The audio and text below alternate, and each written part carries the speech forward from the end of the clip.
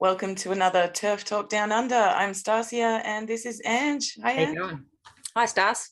Hi. So, the election. Yes, I would normally be elated that we have a Labor government. Oh God, I really feel for Kath. I think the Liberal Party should have let her speak. And she did do a more in-depth interview with Menzies Research Centre. And so, my God, if she had had the opportunity to say that in mainstream news, I think the results in her electorate anyway would have been quite different, maybe. Yes. I don't know. The mainstream media is misrepresenting the fact that Kath was defeated, saying, oh, it was because of her bigoted views. But Kath actually had less of a swing against her than many of the established Liberals. So it had nothing to do with her views, and it had everything to do with people voting against Scott Morrison. Yeah, I think people just absolutely sick of ScoMo, hey? Yeah. ScoMo and the inconsistency and the, just lack of decent policies and also, people worrying about their cost of living and things like them, and then them not addressing the fears of average folks and thousands of other things, the sexism, all of the shit. But the mainstream media is like completely bullshitting about Kath's role in this.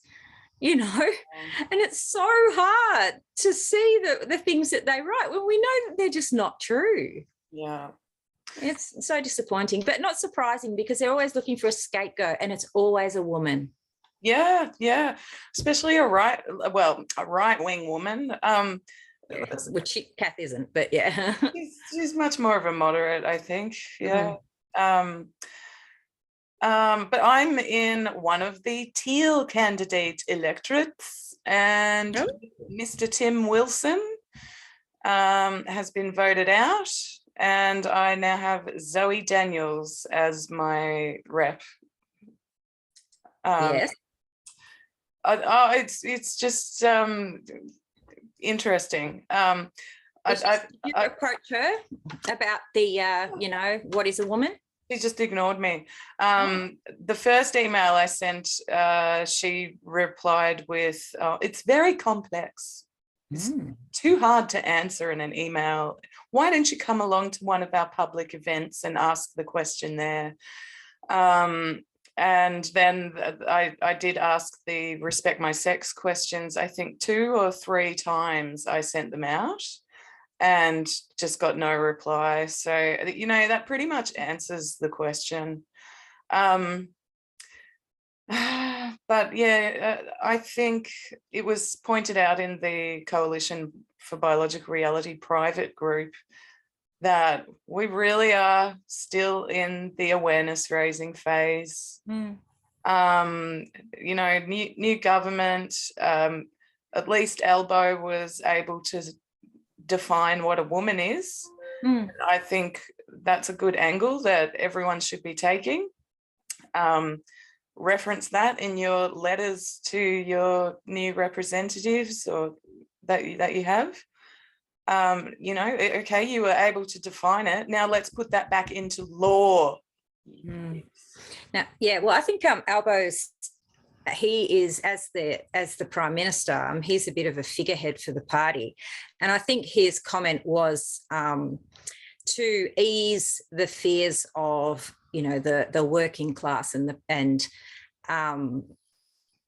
I actually think that the party behind the scenes is a lot more woke, and my big fear is that they will legislatively follow Victoria, and while Albo will be up there appearing quite moderate and reasonable, behind the scenes they'll just change all the laws and tough titties, because that's what's happened in Victoria. And I'm really, really scared that a lot of things, and not just the gender stuff, some of the environmental stuff, the militarisation of the police force, and a lot of the things that Victorian Labor have done that are very anti sort of socialist and anti-left wing, I'm scared of them being introduced on a federal level.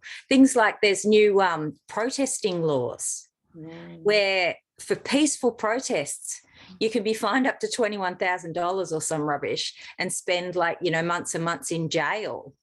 And that's not even like a violent protest. This is just peaceful protesting. So there's been all these sort of draconian laws introduced by the Andrews Labor government that if they came in on a federal level, So, yeah, that's my fear. Normally I'm a Labor voter. I used to, hand out pamphlets for them. I was a member. I ripped it up over self-ID. So... Yeah. See what happens, hopefully Albo being a bit more of a working class kind of dude, at least we might get a hearing. We'll see. The other possibility that I was thinking that might happen is that they go full woke. They're like, let's fund surgeries for trans people, and then it will just become so apparent to ordinary Australians how insane this is. And what else did the Greens wanted an LGBTQ commissioner at the federal level, stuff like that. If it can be like hopefully they just expose themselves, fingers crossed. Well, my Twitter feed is just a sea of, how to increase your LGBT, whatever.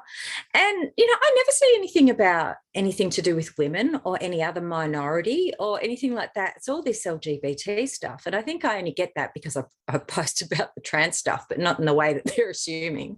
But it's amazing, like, that the average person isn't seeing what I'm seeing and thinking, this is not the only minority on earth, and they're not even a minority. They're, white middle-aged men usually, and even what the Greens are requesting, like they're probably going to replace the Sex Discrimination Commissioner with the LGBT, and then also they haven't clarified whether these surgeries are going to be applicable for children.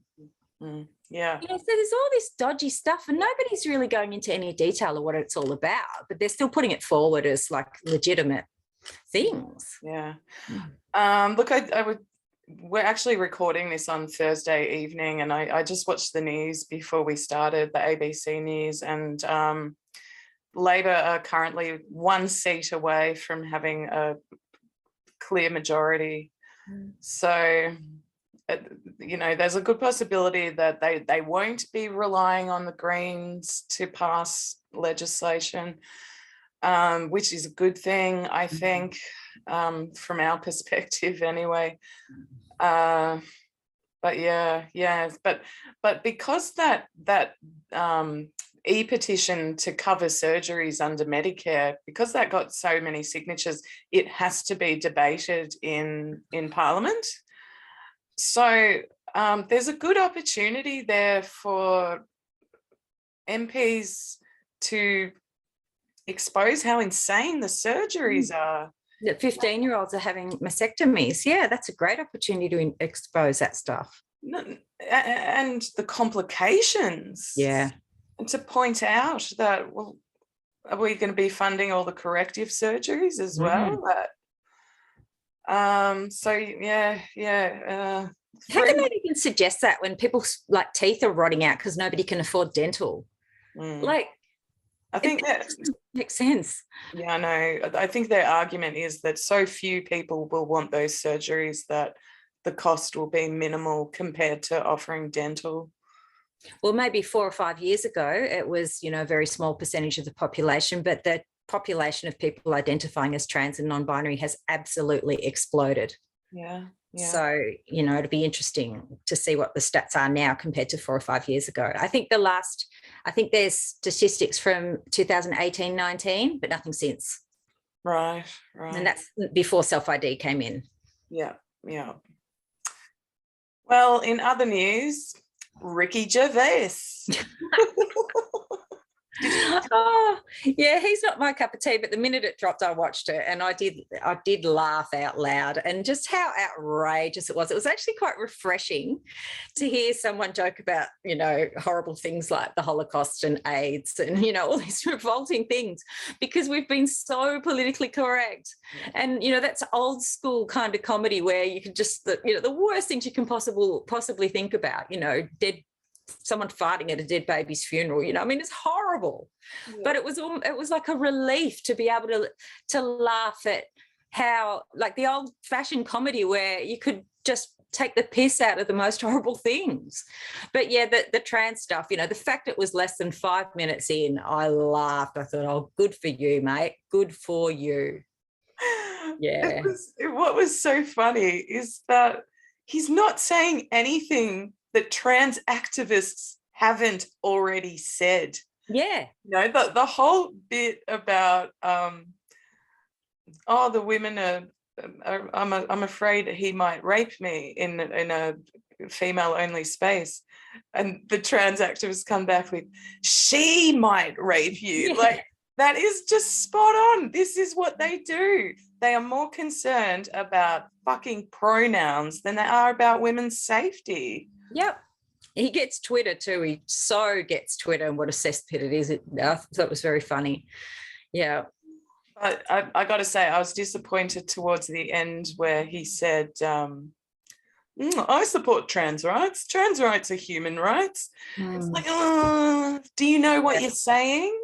They don't. You really know it? Like, yeah. I mean, we all support everyone's human rights. If you're human, we support your human rights, so that's just giving into them as far as I'm concerned. Yeah, yeah. And I don't know if you like would you say that in the hope that, you'll keep trans activists on side? Like, why even put that in there? And of course, today, he offended so many people. He offended everyone he possibly could. But all the headlines have been about how upset the trans activists are and how horrible he is, and other celebrities quoting, what a terrible comedian he is for making fun of trans people specifically. It's just proven his point. The Age and Sydney Morning Herald, I assume, they did an article on it yesterday condemning him, and then today, I didn't even bother reading it, but it was another opinion piece about how bad Ricky Gervais is, and they posted it on their Facebook page, and I just commented, the Age needs to stop platforming activists and actually explore the issues. And I couldn't believe it. It's got like 60 or 70 reactions, all of them likes, except for 3 laugh reacts. And who are the laugh reacts from? Trans activists. Men. Same. Hit it again. and 3 replies like giving me a hard time. And who are they from? Men. Yeah, I was told 3 times today that I'm not actually a feminist. And guess who told me that? Men. But women, trans women are women, but I'm not a feminist. There you go. Oh, it's crazy. But not only Ricky Gervais, also Bill Maher. Yes. Oh, that was exciting for me because I've got a few of my gay friends on my Facebook. I haven't sort of come out and said, hey, look, I'm a TERF. And I'm still a little bit worried about some of my, gay people that I know misinterpreting my transphobia as homophobia. So hop on Facebook the other day and I get this tag, hey, Angela Jones. And there's my gay friends all tagging me in this Bill Maher thing going, ha, ha, ha. And I'm like, yeah, because so many people do confuse transphobia and homophobia, transphobia, whatever that is. That's, everything's transphobic. But, it is a worry. Like, I don't want to be conflated with a homophobe because I'm not one. Yeah. So it's always a relief when, my friends in the community can see the difference. Yeah. Oh, that's promising. Yeah. We do need more. I feel like the LGB issue here in Australia just really hasn't been properly explored in the media. and it needs more airtime. Well, when the prominent like lesbians like Magda and Hannah Gadsby are all trooners, that doesn't help. Yeah, yeah. And the gay men, like, you know, Hamish, who was commentator on Mardi Gras, trooner. Yeah, yeah. Mm. Is he the one that apologized for saying same-sex attraction? He was part of the group that had to apologise in writing for saying same-sex attraction because it was offensive to transgender people. Well, I hope Ricky Gervais explores that in his next stand-up special, because apparently they've ordered another special from him. So yeah. I hope he explores the LGB side of things. That would be great. Yeah, well, I just hope that, you know, that he responds to criticism without backing down. Yeah, yeah. Because last time he was in trouble with the trans activist, he backed down. Oh, did he? I wasn't following back then. Yeah, no, he didn't sort of, you know, like grovel or anything, but he just sort of made it all go away. So, yeah, we need more people to tell the truth. Yep. What else has been happening? It's sort of a lot and then nothing. You know, Alison Bailey's tribunal over in the UK is still going on. I've been following that. Been some outrageous things said in that. Freaking, what is it? Lesbianism is apartheid or something. Yeah. Racist, homophobic bollocks. So, yeah. Actually, Genevieve Gluck. Did you read her expose on? How do I say this? There's a castration fetish networking website where men with castration fetishes hang out, and one of the guys that's posting in there reckons that he's one of the people working on the new WPATH standards of care. So yeah. World Professional Association Transgender Health. These are the guys that, you know, write up the medical guidelines. Anyway, this castration fetish site, it also includes a whole lot of child sexual abuse fantasies around castrating young boys. And she said sexually abusing them as well. Little boys being thankful and grateful for being castrated by these men. So it was really sickening. And it, you know, when you think men like that are writing the standards of care for how to treat children with gender dysphoria, they have a vested interest in preventing these boys from going through puberty. Well, we know that they're having nullification surgery. Then, you know, young people are having nullification surgery where everything removed except a hole to pee out of. We know that that's being approved in America and kids are having the surgery. Like young people, I don't know how young, 18, you know. Yeah. But, ugh. Yeah, so that was really explosive. I thought anyway, like it really just showed men with really sick fetishes imposing this on children, and sane adults, educated adults, maybe they're not sane, but educated adults are just going along with it. Well, puberty blockers. Yeah. Imagine arresting a person in a childlike state, because that's what it does. Yeah. So you might be 15, but your body is still the body you had when you were 11. Yeah. You know, hello, red flags. It's a pedophile's dream come true. And I remember seeing like someone, a screenshot of someone talking about how they'd like to stay on puberty blockers forever. They don't ever want their body to develop into, you know, male female characteristics. So if you know, it just following that to its conclusion, like you could technically have a 20-year-old who looks like an 11-year-old who then gets passed, who might willingly pass themselves around pedophiles. It's really fucked up. Anyway. And the LGB spent all those decades trying to remove themselves from being acquainted with pervy shit unjustifiably. Yeah. And the trans movement brings it all back in again. Yeah. Yeah. And, you know, and all the rest of the alphabet gets tarred and feathered for this shit. Yeah. You know, it's just so disgusting. Yeah.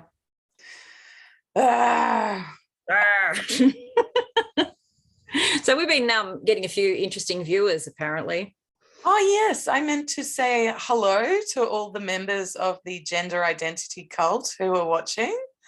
You want to come on? We'll have it out with you. Come on. If you're a trans-identifying person or non-binary, you want to be on our show, get in touch. They have started going through our videos, Ange. I heard from Bronwyn Winter today, who appeared on the show back in December, I think it was, to talk about the National Tertiary Education Union pushing, well, the queer caucus of that pushing I remember that one. Crazy policies. So these assholes have contacted I think she was at University of Sydney. She's now retired. They've contacted University of Sydney and put in a complaint of transphobia against her. Thankfully, the administration isn't taking it too seriously. They did call her in wanted to have a meeting with her, and she's like, well, what's it about? What's the meeting about? And they finally said, oh, you appeared on a show called TERFtalkdownunder. They call my employer. It's me. Oh no. Oh well, yeah, we've had journos watching us. We were on Channel 10 News with, you know, uncredited, of course, you know. We've had some fairly interesting people tuning in. So and subscribe, please. Yeah. And we hit 1,000 subscribers a couple of weeks ago. So woohoo, thanks everyone for watching. Yeah, I wish the people who just who can't like leave a trace, who search for us every week could add. We'd probably be 10,000. Who knows? Just the Channel 10 producers, there'd be a few hundred. So you know, I can also reveal that there is a state-based, I won't say which state, but member of Parliament who watches every week. Hi. That's cool. Nice to know we're having some impact. Yeah. And we do get a fair bit of feedback that, you know, we really, some of the few people talking about this stuff, particularly here in Australia, you know, there's us and there's Sal does her podcasts, and, you know, we regularly try and talk about this stuff. Yeah. Well, our guest will be joining soon, so maybe we can talk a little bit about Breast Screen Victoria. Oh yes, I've been inundated with ads for them because, you know, I'm in their age demographic, you know, and I've had a brush with breast cancer myself, and so my Twitter feed is full of ads from Breast Screen Victoria, and the last 3 that I've seen have featured trans identifying men. Now, Breast Screen assures me that if I was to go and have a breast screen, that I would have female-only staff. Wow. But now I don't know what they mean by female. Yeah. Because, you know, and obviously, if I asked Breast Screen on Twitter if trans-identifying men who have hormonally induced breasts have an increased risk of breast cancer, and if that was why they were targeting them specifically, because, you know, men can get breast cancer, but most men who have a breast check wouldn't be very comfortable going to a service like Breast Screen Victoria, which is known as like a women's you know, cancer prevention organisation, nice pink advertising, you know. So most men will probably go to their GP privately and go and see a private thing. So the fact that they're targeting trans-identifying men to bring them to a women's service is quite uncomfortable. Yeah, it was really off, the ad that you sent me. I was just like, there's a few of them. There's a couple of them. The way I responded to them was just, you know, there are enough LGBTQIA++ organizations with ample funding to be getting this message across to trans-identified men that have chemically grown breasts. Yeah. It should not be the responsibility of a women's service to be devoting funds towards this. You know, sure, if you want to, go into some sort of partnership with fucking Acon to get the message out. But, you know, it was just, inappropriate. We're finding this with all women's services. It's a bit like, you know, in an abusive marriage where the husband's money's his and the wife's money's everyone's, right? There are no women's services anymore. They're now women and trans women's services. But trans women still have their LGBT services. Yeah. You know, like even domestic violence, there are LGBT-specific domestic violence services. There are transgender-specific domestic violence services, but they don't want them. They want to come to women's-only services because they want the validation. And it's like, oh, but trans women deserve services too. They've got plenty. They don't need to come to ours. Rape crisis, there's trans-specific services for sexual assault. They don't want to go to them. They want to go to the female-only ones because they want the validation, or they want to make women uncomfortable. One of the two. Same, you know. It makes me so mad. Yeah, I didn't know that they had their own domestic violence services. Yeah, they do. Yeah, they do. There you go. Yep, they have their own alcohol recovery services too, but they don't want to go to those. They want to go to women's ones. We have a slight technical difficulty. I'm going to have to end the meeting and restart it. Okay. Okay, back in a sec.